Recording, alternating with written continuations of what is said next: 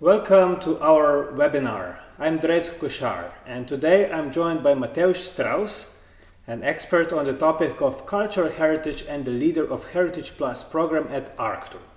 Looking at his rich CV, holding a Master of Science in Urban Studies, Master of Art in Market Communication, and Bachelor of Arts in Analytical Sociology from universities in Brussels, Vienna, Copenhagen, Madrid, and Ljubljana, you can clearly understand that cultural heritage is just one of the topics he is interested in.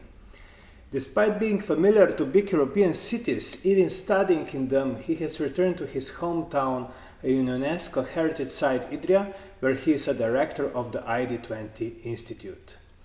Today we will talk about his love for the industrial heritage and culture, with a special focus on the project TURE, which connected three partners from three heritage-rich areas in Europe. Hello, Matevž. Hi. So, Matevž, your CV is very rich. You could probably find work everywhere in Europe. Why did you decide to come back to Slovenia and stay in the hometown Idria? Probably this is not an easy question and not an easy answer, of course. I don't know personally why I decided to come back. It was a moment during my studies abroad that I somehow realized that there's no point of running away, and that wherever you go there is something wrong, something that could be better, something where life could improve. And I somehow realized, came to a conclusion that the best to start changing the world is in the place that you know the best, and this is usually your home. So that's why I decided to come back home to Idria. Very nice to hear. Actually, by the way, numerous small towns and rural areas in Europe face challenges associated with transforming and repurposing industrial heritage, including Idria. What does industrial heritage represent to you? Is it really outdated? Depends. And especially, I think here we should understand what do we mean with industrial heritage. If we mean industrial history, of course it is outdated. It is something that we don't need anymore. That's why it's part of the heritage institutions. That's why we are preserving it as it used to be. But if we understand industrial heritage as something that is valuable for something from which we can learn something that could inspire us today, or something that could lead our decisions in the future, then of course it's not outdated. It's something that we use today. So I think it's very much depends on how we look at it. If we look at it as a copy of the past, in many ways it is outdated. If we take it as an inspiration for the future, no, we need it. Right now we need it because the decisions of the past could be a nice, or the situations of the past could be a learning field or learning playground for the future. So the learning playground, is it also a playground for new projects? Probably in your case. How do you design projects? It's probably not so simple to find ideas and partners in this field especially. I think that once you're inside, it's much easier. We started more than a decade ago, thinking what we could do differently in our hometown, and we never really thought of cultural heritage as the main topic. But because we still live in a town that is rich with cultural heritage, whatever we did was somehow related to cultural heritage. And this is how, of course, through time, we came to a conclusion that cultural heritage is the main topic of our activities. When we had entrepreneurial ideas, they were somehow related to cultural heritage. When we were thinking about urbanistic plan of the city, it was related to cultural heritage. And I think that what is a common denominator of all the projects in which I'm involved is the fact that we bridge the gap between cultural heritage and another field. So cultural heritage plus Gastronomy, it's a gastronomical festival around Idrija Žlikrafi. Cultural heritage plus urbanism, it's a TBI project, for example, for the future of Idrija. Cultural heritage plus digitalization, it's what we do at Arctur, at high-tech company. So when we bridge these seemingly unrelated fields, I think this creates immense opportunities and immense ideas for new projects, for new development, for something interesting, something that people perhaps haven't thought of yet. Another project which are you working on is also about the local community and how to bring innovative approaches in the cultural heritage. So it's the project RE, and it connects three very different heritage areas: Gothic churches in Slovakia, thermal baths in Romania, and miners' houses in Idrija. What is unique about these three areas? What connects them together in one project? Indeed, they are very different locations, very different cultural heritage, the status of this cultural heritage. But what unites these three locations is that there are groups of relatively young people gathered in NGOs, local NGOs, who care for that cultural heritage. This is what unites all three of them. Of course, the NGOs are different, but what seems what at the beginning and still is very interesting is how the mindset of the young volunteers, young activists gathered in NGOs, how they their approaches are very similar.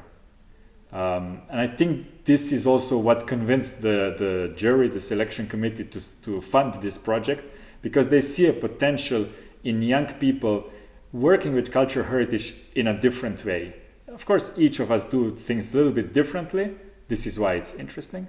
But the energy, the unconventional approaches, the bottom-up approaches, and the fact that we are not afraid of cultural heritage and that we are not, in a way,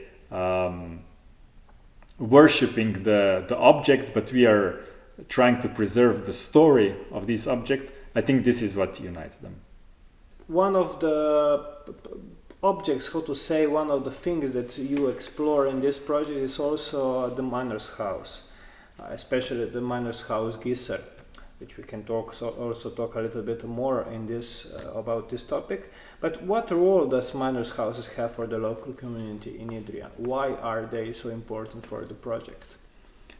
I think that miners' houses of Idrija symbolize the small person or small people of Idrija's past.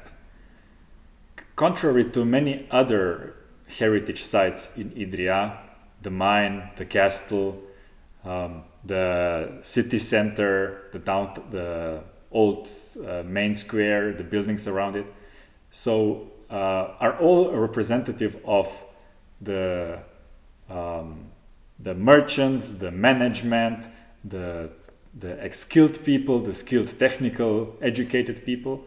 But on the other hand, miners' houses represent the average person, the miners who built actually incredible architecture without architects, that used sustainable materials without knowing the term sustainable, that were basically, what they did is something very relevant for the 21st century.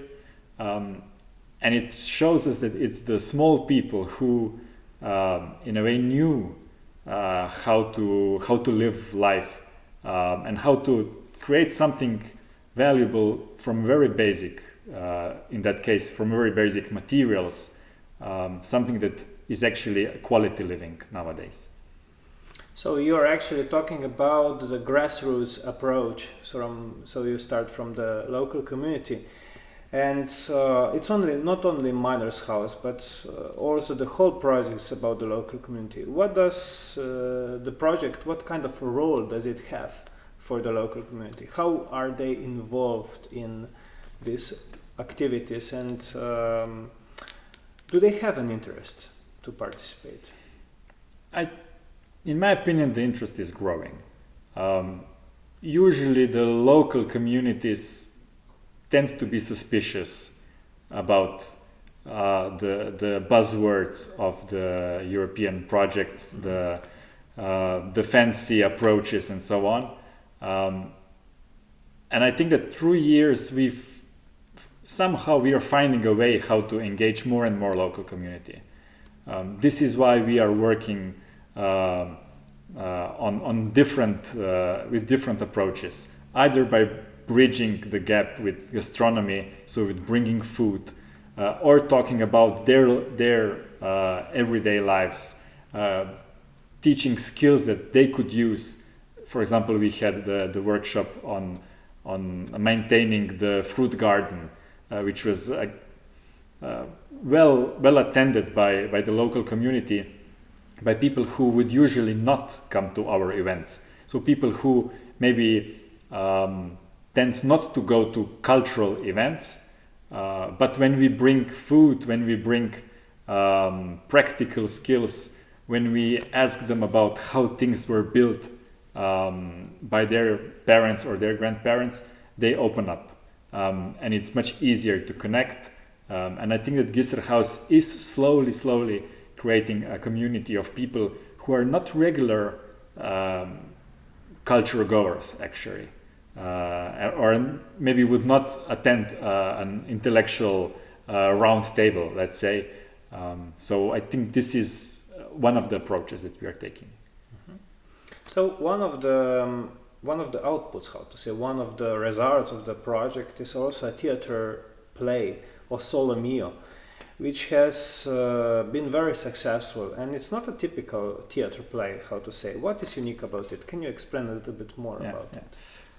Exactly, it's not a typical theater play, and this is again a step towards how to involve local community, how to involve people who are not maybe regular culture goers, let's say. So what do I mean? How do you mean it's not a typical theater play? It is a combination of a theater play and a gastronomic experience. So the actors themselves are serving food, and this changes everything. This means that this is actually also a gathering of friends going to a dinner or going for a lunch with cultural program. And it's not the same as going for a theater play. It's not so serious. It's more intimate in a way, and it is a combination of the fun parts, the stories, a combination of food, set in a authentic place of Idrija Miner's house. So I think this is what it makes it special, and this is why also we've managed to basically sell out all the planned editions of the play. The theater play also brings a unique insight into the life in industrial town. You were probably the one who introduced the term industrial culture in Idrija. What does it represent for you, and how does it link with the theater play O Sole Mio? Indeed, industrial culture again is a new term that we started using after having discussions and also reading about the term industrial culture. So it's basically we came to this understanding or this term through collaboration with the Geographical Institute, Anton Melik from Ljubljana, and through discussions with Jörn Harft from University of Graz in Austria, who have been researching these terms earlier, of course, and these concepts. And the whole idea of industrial culture is that, contrary to industrial heritage, it's not related only to the past. It's something that we live today and something that we will probably live in the future. So industrial culture is a way of living in areas that are characterized with industry. It grows from a understanding or from observation that people in industrial areas are different than people in, let's say, agricultural areas. How they are different? They're different because the main values that they're having are work related. So work is an important value. So being a good worker, this is a big value for them. Secondly, they work in larger groups. So this larger groups of relatively homogeneous groups. So these connections between them that are established there are very strong, meaning that they're also that the solidarity is very much present there. They're feeling that everybody should be treated equally because they are equal among themselves, which is different compared to, for example, merchants' towns, where everybody is different, where they're competing with each other. In industrial areas, people are not competing with each other because they're all the same. They work together in very similar tasks. From this understanding that everybody should be treated equally, they're very sensitive towards injustices. So they notice when someone is not treated equally or when there's a hypocrisy, they really notice it. But they could rebel, and sometimes they do rebel aggressively, but often they show this negative or they show this observation through humor. So they're sarcastic. So sarcasm is a way of, in a way, showing to the injustice without making it aggressive. It's a way of making fun of someone, of having everything, playing everything in a funny way, but the one who is attacked here knows that it was addressed to him. So this is, in my opinion, one of the elements of industrial culture, which maybe potentially also the nations who have strong sarcastic humor are also nations who were heavily industrialized, or where industrial culture defined their culture as a general. So this is something that used to be present in these areas, still is present, and probably will be present. We don't know, of course, but these things are passing on through generations. So this is what we mean with industrial culture. And how does it link with the theater play? The theater play, of course, all these elements are visible in the show, in the play. The way the actors act, the humor that they're having is sarcastic humor. The whole humor of the whole play is, in a way, a commentary on the social status of the people. It's present there in basically every element. Of course, we didn't analyze it like this. I think this happened more spontaneously without really thinking how will this fit into a theory of industrial culture, but it's there for sure. So the theater play actually talks about the regular family in India in the 1920s. Why should we care about them? What makes them unique and special in this play? Is this also connected with the industrial culture? What is their life different? How is their life different? Of course, I mean, this is it's a reflection of the times in which they lived. The whole play is set in the years after the First World War, and you would say it's very specific for Idria of that time. But at the same time, what we see from the visitors and what we see from the people who have read the play, it's very, very much relevant for today's people of Idria. This wish to stand out, but in a way you cannot, because the general society has a way of how things should be done. The fact that basically even the progressive families in a way are not always so progressive. So all these elements, I think these are things to which people can connect to. Mm-hmm. So if we return to industrial culture, primarily industrial towns and areas didn't focus so much on their unique story and their geographical uniqueness. Their identity was much more associated with the broader political ideas, especially left-wing, which focus on solidarity and other social aspects. Does your opinion of the industrial culture follow this approach, or do you think there is some distinct approaches which should be treated different in 21st century? First of all, I think the past, of course, could be interpreted from a, let's say, more revolutionary left-wing perspective, but the same past could be interpreted and is interpreted from, let's say, more conservative viewpoint, because it's interpretation of the past. Of course, the past itself was a mixture, always was a mixture. Maybe today we tend to stress some elements while forgetting about the other elements.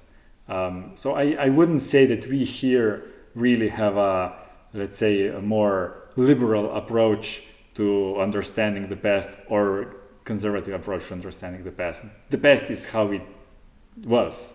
Of course, the values of today are very much important.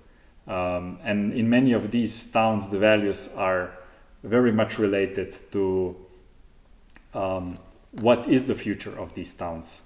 Probably it's neither left nor right. Again, it's thinking how the future should be for both left and right, or you could say for more liberal or more conservative population. So I wouldn't try to say that we fit into one category, because we never thought of ourselves in that way. Okay, let's go to some other approaches, different aspects of the industrial culture. You're also an organizer of Idrija Žlikrfi Festival. Is gastronomy an important part of industrial culture? For sure, it is very much important aspect, and especially today in 21st century, it is a good medium for presenting other aspects of industrial culture. So through food, we can present other elements of that industrial culture, either of the past or of the present. So with Idrija Žlikrfi, we often say that these, in a way, symbolize what Idrija is. So how to make something, elaborate something sophisticated from a very simple ingredients. And this dish, Idrija Žlikrfi, the filled pasta filled with potato, is exactly that. It is, in a way, embodied industrial culture, embodied in a delicious food. And what with the festival, I think we are trying to do is to bring that to new audiences. So not create a folklore festival that glorifies the past, but to create a 21st century festival, which of course is centered around the traditional dish, but it doesn't look like a folk festival with a cliche stereotypes about how it used to be or how we think it was. So this is, I think, what is special about the Idrija Žlikrfi festival, and why people feel very much relaxed at the event, is that it's not a historical event. It's a 21st century event, very modern, in a way urban, again open to everyone, and I think this is the main attraction. So is this also a story of the GoPasta project and GoPasta trailer? You can also, of course, explain more about it, but actually this unique story about connecting people and heritage, is this also in one of the main aspects of the GoPasta? GoPasta, again, it takes in that case two filled pasta dishes, Idrija Žlikrfi and Chersons from Carnia in Italy. It takes these two dishes, but it transmits them to the people through food trailer at gastronomical events. So again, the medium, the food trailer, is a very modern approach something that is in a way attractive nowadays. And again, we are in a way showing to the people these two dishes in a, let's say, modern, in a modern way. Yeah. So in 2025, ID20 will also organize an already third edition of the Festival of Industrial Culture, Betrieb. How does this festival celebrate the unique story of industrial culture? This will be our third Festival of Industrial Culture. The first one was exploring what is industrial culture at all. At the second one last year, because we have it biannually, so every 2 years. Last year at the festival, we embarked on a topic of out of use, the concept of being out of use. So it was very much inspired by the rise of AI last year. For the next year, we're thinking how to not be too depressive about the topic. So how to stress how to convey a hope. And I think this is in the 21st century an important element. The notion of hope. In many cases, people have lost it.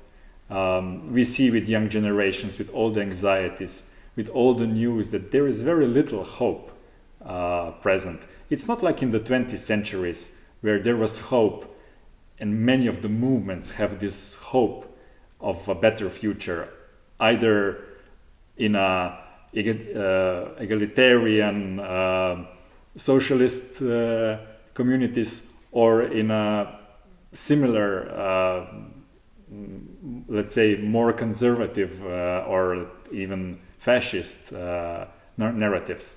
But they all had this idea of hope. This was 20th century.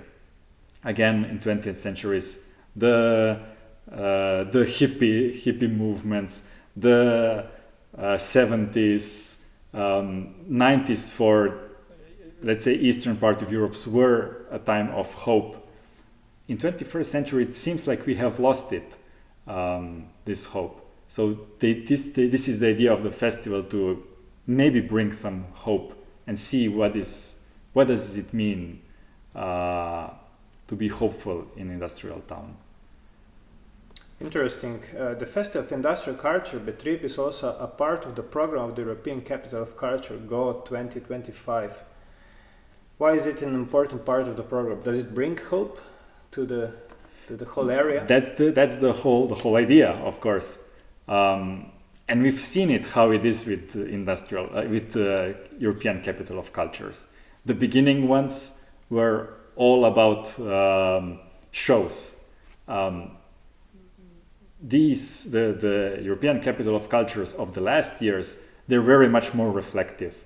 They understand that it's not just about big buildings and fancy shows, that it's what imprint the 1 year event leaves on the region, on the people that live there, on the organizations that work there. And of course, this is our hope, that European Capital of Culture, Nova Gorica, Gorizia, will have this impact and will stress a part of Europe, or in that case Slovenia and Italy, and showcase how this area can live borderless in a way, or how could live borderless, and this is of course our hope. But what exactly, we know of course GO 2025 will bring the borderless area between Gorizia and Gorica, Nova Gorica, but also of course Idre is part of this program area. What do you think, what can it bring to Idria? What kind of positive changes? It very much depends on how we will use this opportunity. But the fact that the attention of the European, if not global media, will be to some degree centered towards Nova Gorica, which doesn't happen often, gives us an opportunity to showcase what we are, what we do. And this is one thing that we will, of course, try to do is with the promotion of žlikrofi. Žlikrofi, of course, are not just a dish of Idria. They're very much known in the whole Goriška region. The families who moved to Nova Gorica, many of them were from our area of Idria, and they still eat žlikrofi at home. So this is also their dish. And I think this is an opportunity to show that this dish is not just a local dish from this small town of Idria, but it's much bigger, or could be much bigger. The same goes for industrial culture. So how did industry of Idria through those years in a way affect not just Idria itself, what we're anyway presenting, but the whole region?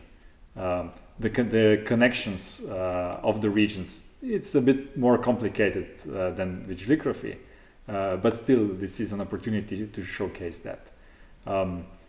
Of course, the focus of the European Capital of Culture, Nova Gorica, Gorizia, will be on Nova Gorica, Gorizia. This is the center of the whole thing. This is where the major investments are going. But my idea for Idria is that we need to network, we need to search for links with others, and try not to be too self-sufficient with what we had or with what we have here in Idria. Okay, so we can conclude that Idria has a very interesting future ahead. How do you imagine Idria in the future? Well, it's again, you starting with the heavy questions or tough questions and ending with tough questions. I'm not necessarily an optimist, but let's try to be realistic. The existence of Idria was always connected with the industry and with the major employer. Idria without the mercury mine would not exist here.